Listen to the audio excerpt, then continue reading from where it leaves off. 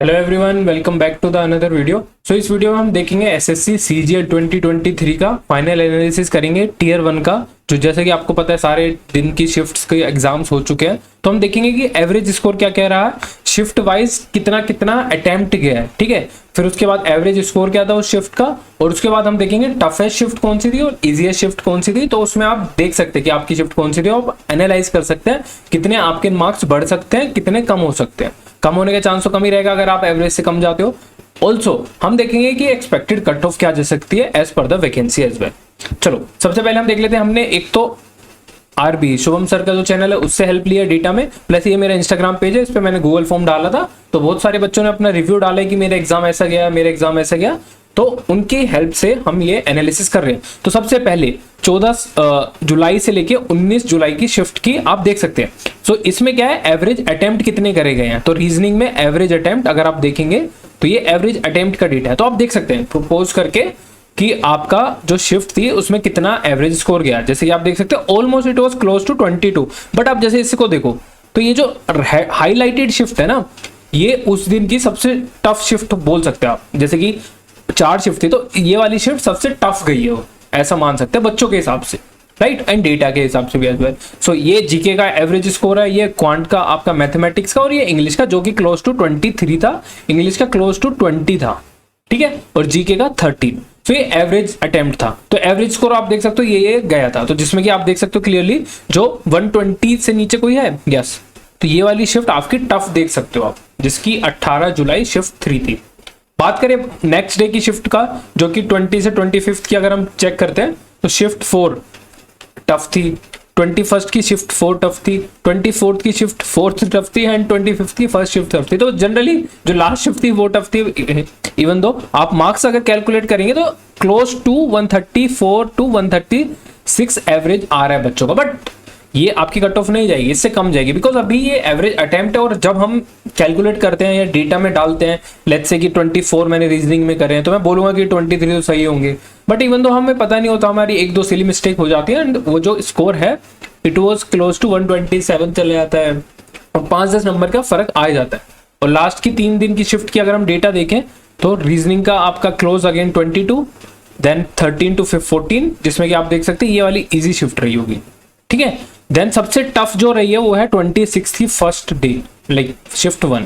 तो 26 जुलाई की shift 1 was the toughest, जिसमें कि आपका एवरेज स्कोर निकल के आ रहा है 126.9, राइट, और सबका क्लोज टू था 133 टू 134। तो ये जो डिफरेंस आता है ना, इसी को हम नॉर्मलाइजेशन होना बोलते हैं, कि मेरी जो बच्चा इस शिफ्ट में कम ला रहा है और जो बच्चा इजी शिफ्ट में अच्छे ला रहा है, तो उन दोनों को इक्वल लाना ही नॉर्मलाइजेशन की डेफिनेशन होती है, राइट। तो अब बाकी ऐसा करके अपनी शिफ्ट का देख सकते हैं। अगर हम बात करें एवरेज अटेम्प्ट की, तो रीजनिंग में it was close to 22.5 questions बच्चे अटेम्प्ट कर रहे हैं, जिसमें कि हाँ उनकी एक्यूरेसी 20 भी हो सकती है, किसी के 18 क्वेश्चन सही होंगे, वो डिफर करता है कि हम कितनी सिली मिस्टेक्स कम कर रहे हैं।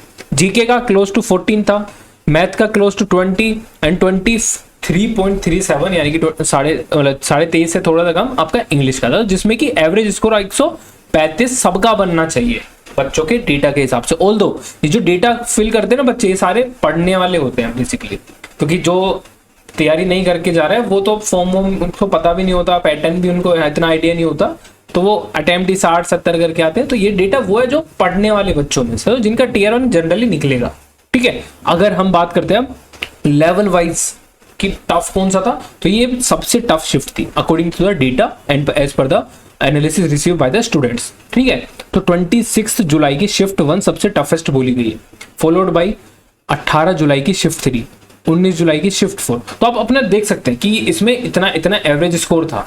ये अभी बच्चों के हिसाब से एवरेज स्कोर इसमें बहुत कम हो जाएगा। जैसे कि कोई बोल रहा है ना 126, उसके एक्चुअल पेपर में 118 से 120 ही होंगे, यानी 8 से 6 नंबर गिर जाते हैं, क्योंकि हम सिली मिस्टेक्स काउंट नहीं कर रहे होते अभी, ठीक है। तो ये आपका हो गया टफेस्ट टू इजीएस्ट। तो इजीएस्ट शिफ्ट थी आपकी 26 की थर्ड शिफ्ट, और 18 जुलाई की सेकंड शिफ्ट, ये तो मेरी शिफ्ट थी, मेरा तो इजी रह गया मतलब, ठीक है। तो ये आपका एवरेज स्कोर बन रहा था उसमें। अगर हम बात करें एक्सपेक्टेड नॉर्मलाइजेशन, देखो ये बहुत ही रफली आइडिया, बिकॉज अभी आंसर की आएगी ना तब बच्चों के पता चल जाएंगे कि मेरे मार्क्स इतने बन रहे, उसके बाद एनालिसिस करना ज्यादा बेटर रहेगा। एक उसके बाद हम कर लेंगे, बट एक्सपेक्टेड अगर मैं बताऊं नॉर्मलाइजेशन की अंदाजन 10 तो नंबर आपके बढ़ेंगे, 10 से 15। तो आप देख सकते हैं अगर आपकी 26 जुलाई है और आपका स्कोर इतना बन रहा है तो आपके इतने नंबर बढ़ सकते हैं। ये नहीं कि मेरे 70 नंबर बन रहे हैं तो क्या मेरे 14 नंबर बढ़ेंगे, नहीं।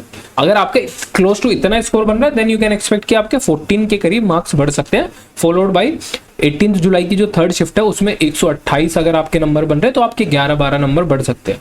ऑल्सो अगर किसी के 140 है तो उसके 12 से ज्यादा नंबर बढ़ते हैं। तो ये नॉर्मलाइजेशन का कंसेप्ट होता है छोटा छोटा। तो आप देख सकते हैं बाकी के शिफ्ट वाइज अपना स्कोर की कितना एक्सपेक्ट कर सकते हो। ऑल्दो इसमें आप +-2 का लेके चलना, प्लस ही लेके जाना, माइनस तो नहीं होगा, +-2 लेके चलना कि आपका स्कोर जैसे 8 से 10 नंबर बढ़ सकता है।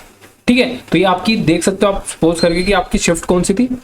अब हम बात करते हैं वैकेंसी, क्योंकि कट ऑफ कितनी जाएगी that totally depends on the vacancy. ठीक है, तो आप ध्यान से देखना जो 21 की वैकेंसी थी वो इट वाज क्लोज टू 7600। इस साल भी जो वैकेंसी था वो है क्लोज टू 7500 प्लस थोड़ी सी 50-60 एक्स्ट्रा मिलेंगे, दैट इज क्लोज टू दोनों की सेम है 21 विद रिस्पेक्ट टू 23। आप 2022 की लास्ट ईयर की कट ऑफ मत देखना, बिकॉज लास्ट ईयर काफी ज्यादा वैकेंसीज थी, वो भी PASA वाली थी यानी कि CHSL वाली, तो इसलिए कट ऑफ काफी कम गई थी।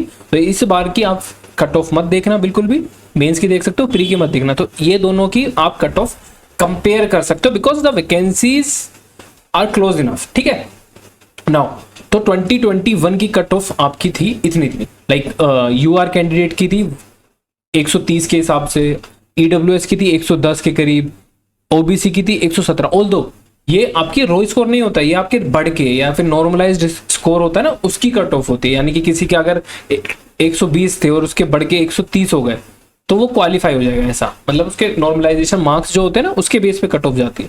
तो आप देख सकते हैं उधर 1,13,000 मतलब 1,14,000 के करीब आपके क्वालिफाई करे थे, जहां की आपकी वैकेंसी थी 7620 क्लोज टू। ठीक है, तो यानी कि ऑलमोस्ट जो था वो 15 गुना था।